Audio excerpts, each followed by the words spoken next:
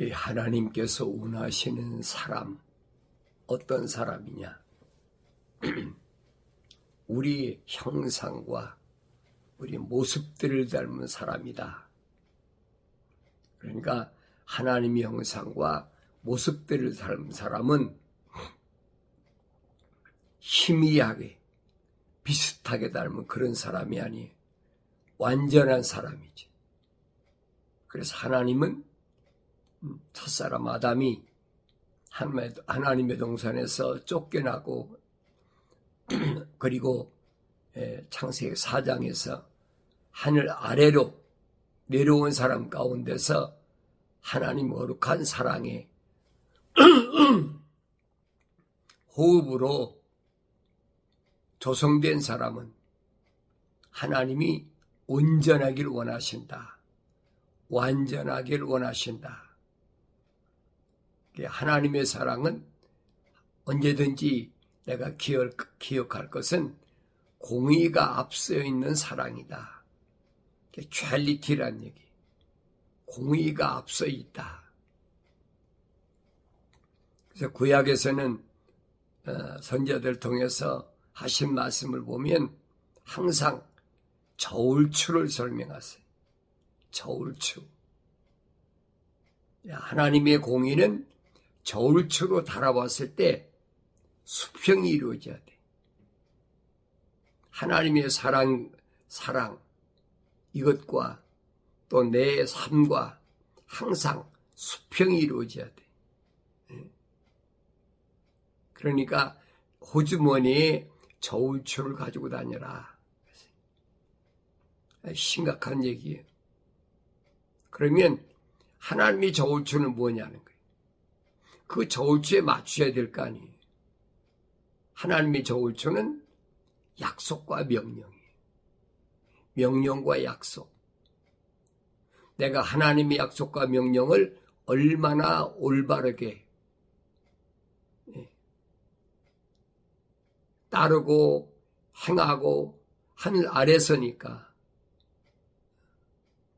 그 기준을 어디다 맞추느냐는 거예요.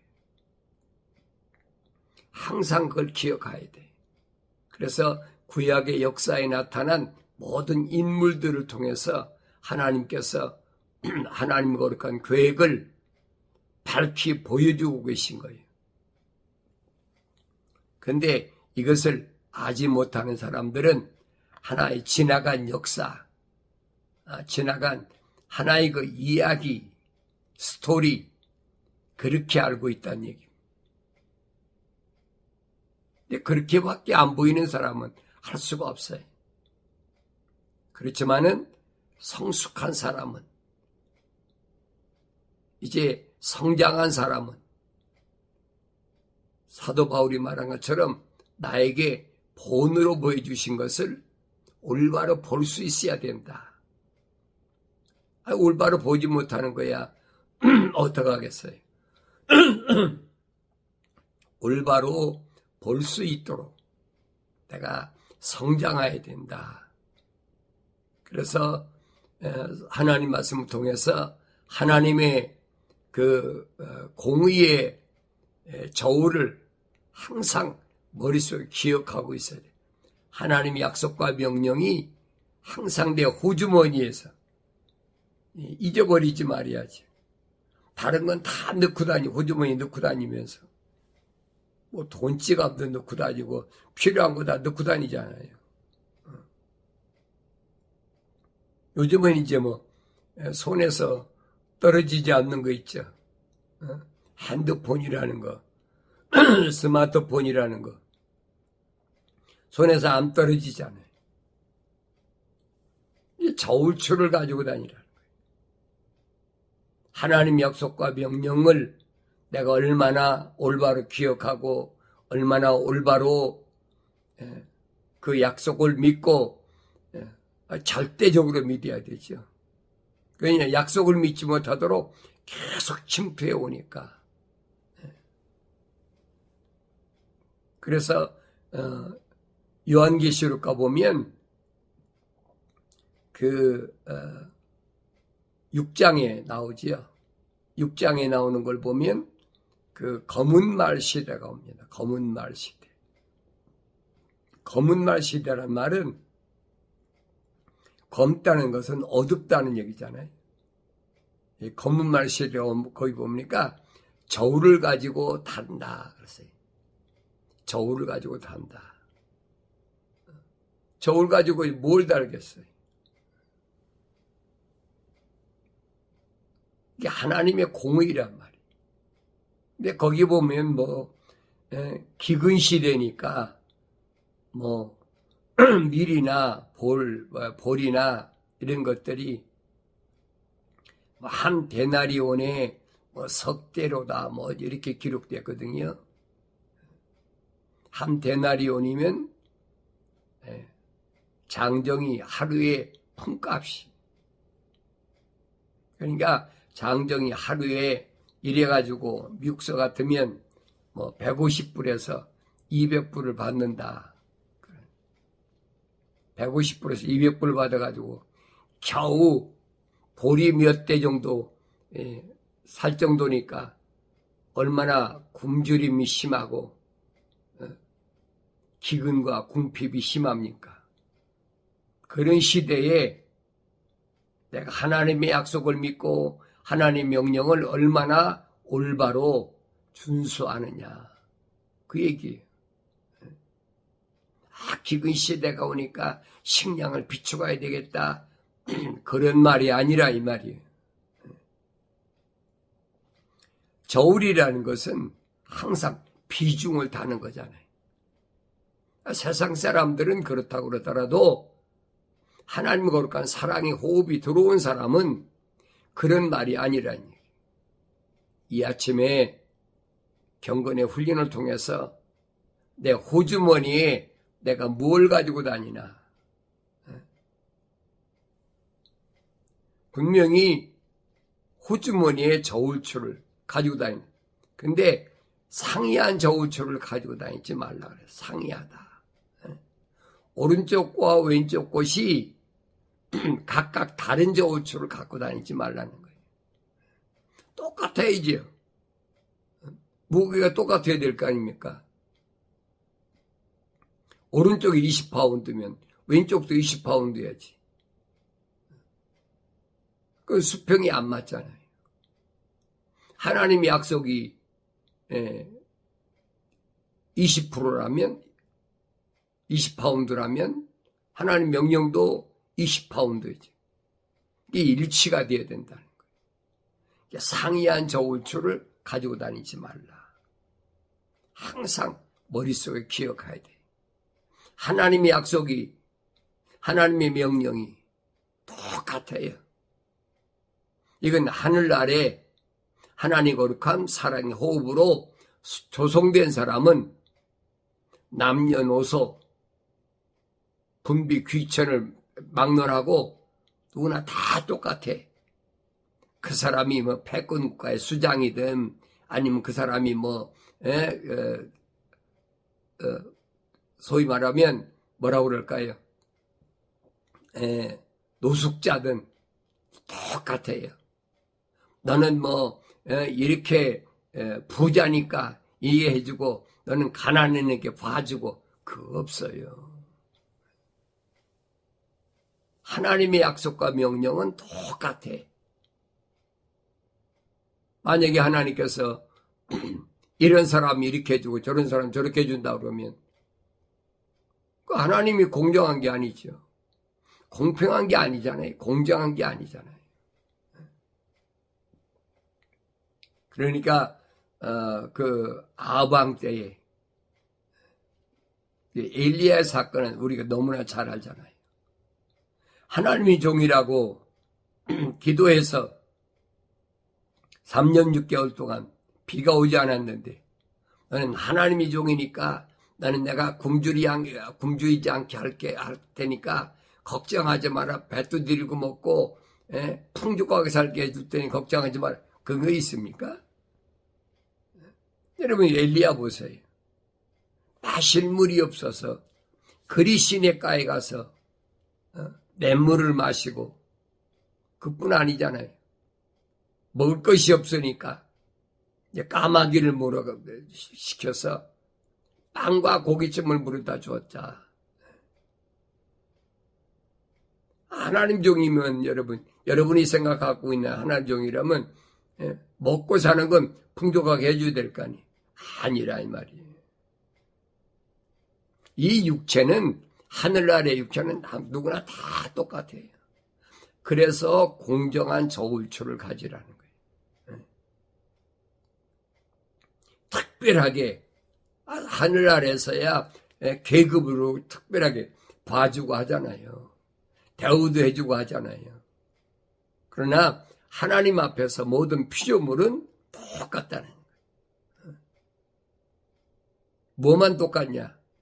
하나님의 거룩한 사랑의 호흡으로 조성된 사람은 똑같아요.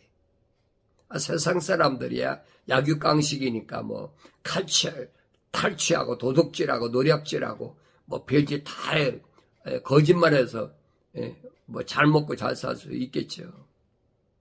그러나 적어도 하나님의 거룩한 사랑의 호흡으로 들어간 사람은 그게 아니란 얘기예요. 똑같아요. 그러니까 엘리야가 그렇게 시련을 겪다가 나중에는 그것도 어려우니까 어디로 보냅니까? 사르밧 과부 집에 보내잖아요. 과부 집에 얹혀서 얻어먹고 사는 거예요. 과부 집이라고 먹을 게 넉넉합니까? 그러니까 이런 부분들을 우리가 올바로 잘 보아야 된다는 얘기예요. 이것이 기근 시대, 환란 시대에 닥칠 일들을 오늘 나와 여러분에게 하나의 모델로, 모형으로 보여주고 있는 거예요. 그때를 위해서 지금 많이 축적해 놓으면 될 거 아닙니까? 여러분 착각하지 마세요.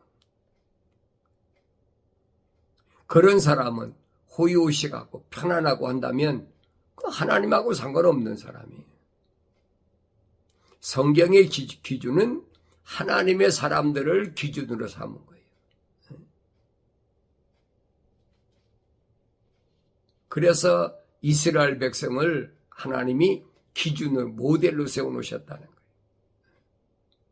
이스라엘 거룩한 자들을 모델로 세워놓으셔서 이들을 통한 하나님의 계획이 어떻게 이루어졌는지를 그걸 보여주시는 거예요. 하늘 아래에 여러분 얼마나 사람들이 많아요. 요한계시록 가면 그러죠. 언어와 민족과 방백과 족속 얼마나 많아요. 그 많은 언어를 사용하고 여러 가지 언어를 사용하고 그 많은 민족과 방백과 족속 가운데서 특별히 하나님께서 모델로 이스라엘이라는 거룩한 백성이라는 그 사람들을 하나님이 거룩한 백성을 어떻게 통치하시느냐 하는 것을 나에게 보여주시고 있는 거란 얘기. 이 거룩한 사람들이 어디 유대인들만 있습니까? 천하에 다 있는데 아브라함에게 약속하셨잖아요. 너로 인하여 천하 만민이 복을 받는다. 그게 무슨 말인가 알아들을 수가 있어야 되죠. 그래서 하늘 아래에 있는 모든 사람들은 아브라함을 믿음의 조상이라 그러잖아요. 믿음의 조상. 유대인들만 해당된 게 아니에요. 그러니까 이런 말씀을 올바로 알아들을 수가 있어야 된다. 그런데 마지막 때는 그럼 어떻게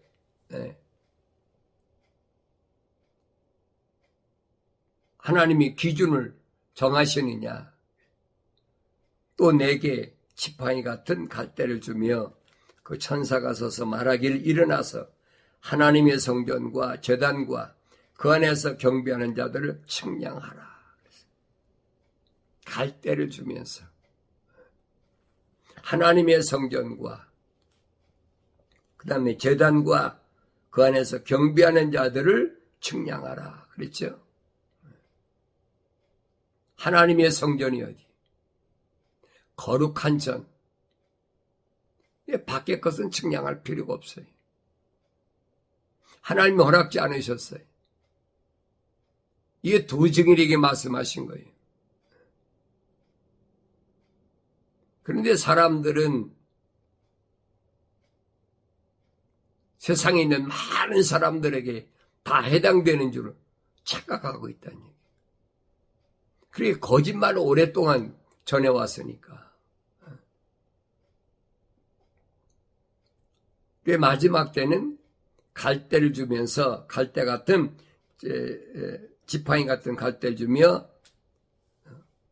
천사를 통해서 말하면 하나님의 성전과 제단과 그 안에서 경배하는 자들을 측량하라 그랬어요.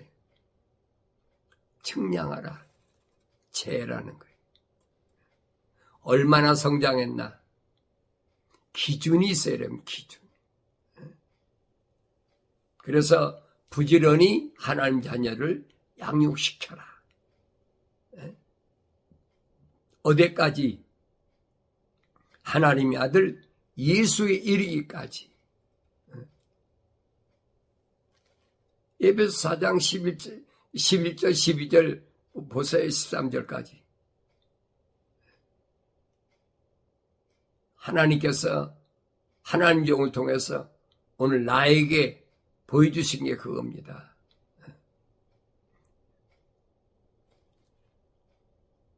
하루아침에 성장하나요? 계속 말씀을 먹고 사도 베드로는 그러잖아요. 어머니의 젖을 먹고 어머니의 젖을 먹는 사람이 어린아이가 하루에 한 번만 먹습니까? 아니잖아요. 성장하기 위해서는 수시로 계속 먹잖아요. 성장하는지 안 하는지. 이 겉사람이 성장하는 게 아니에요.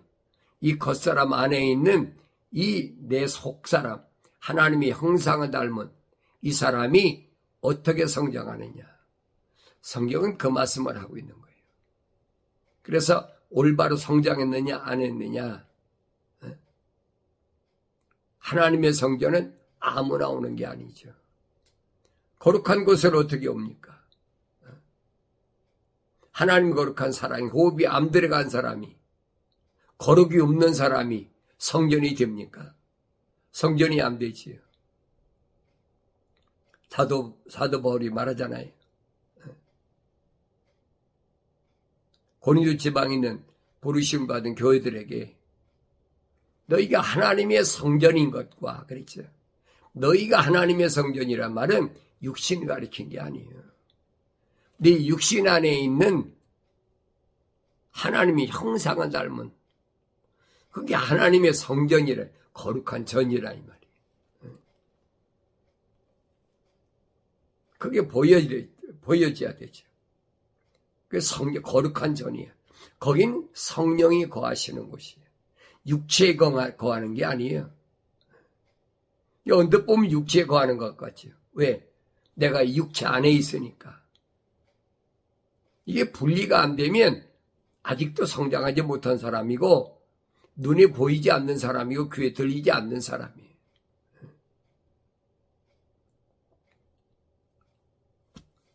하나님의 성전이 이 성전이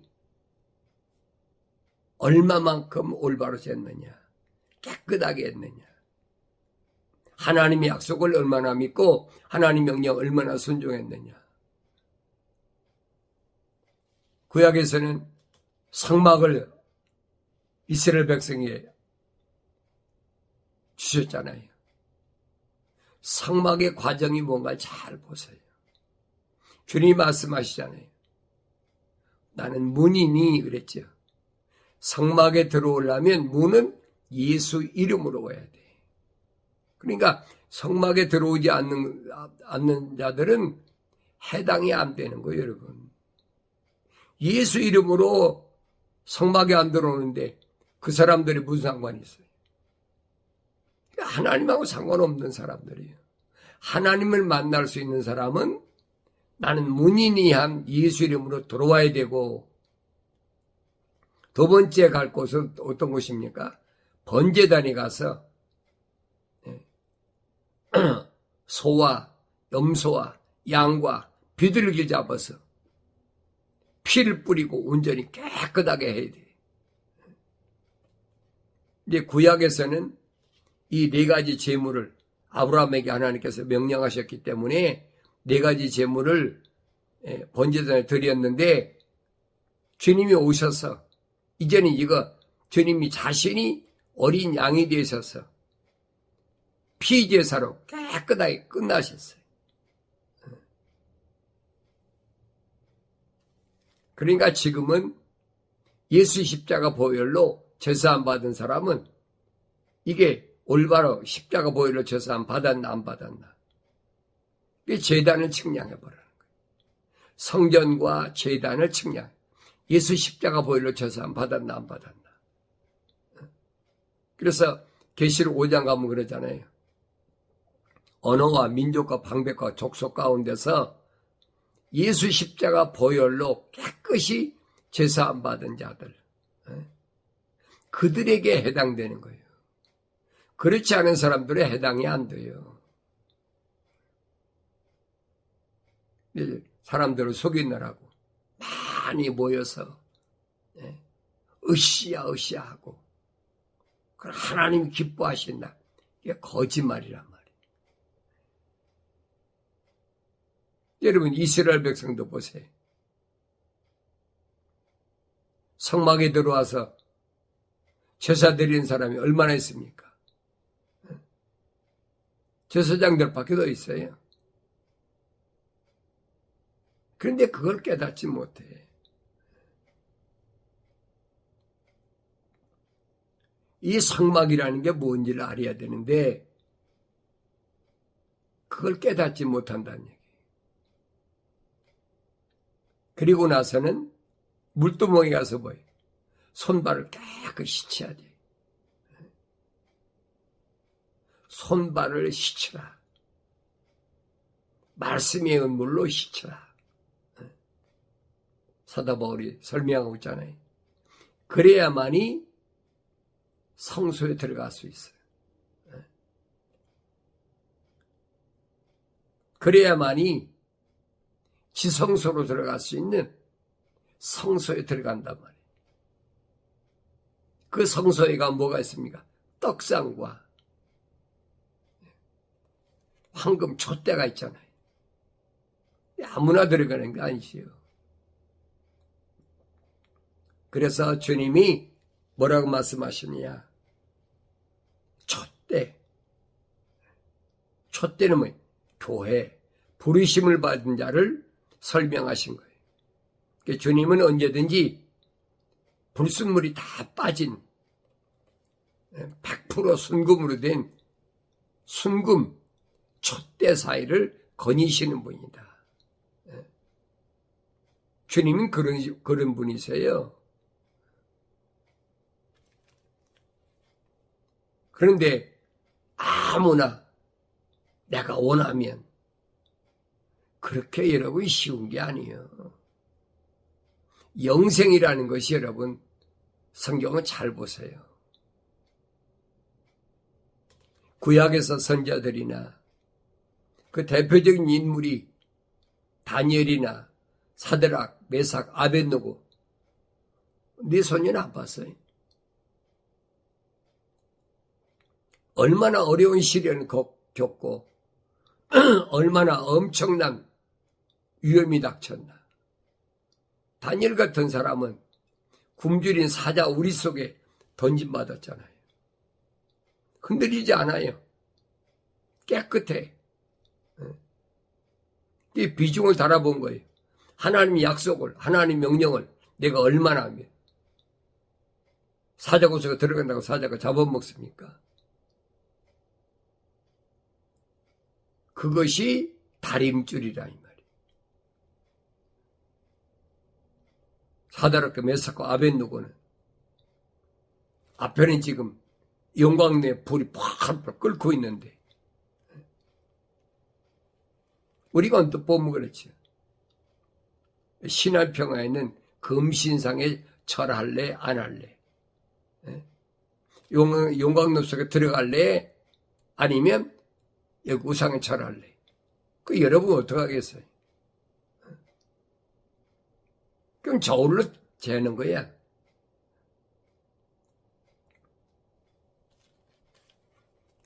그럼 그럴 거예요.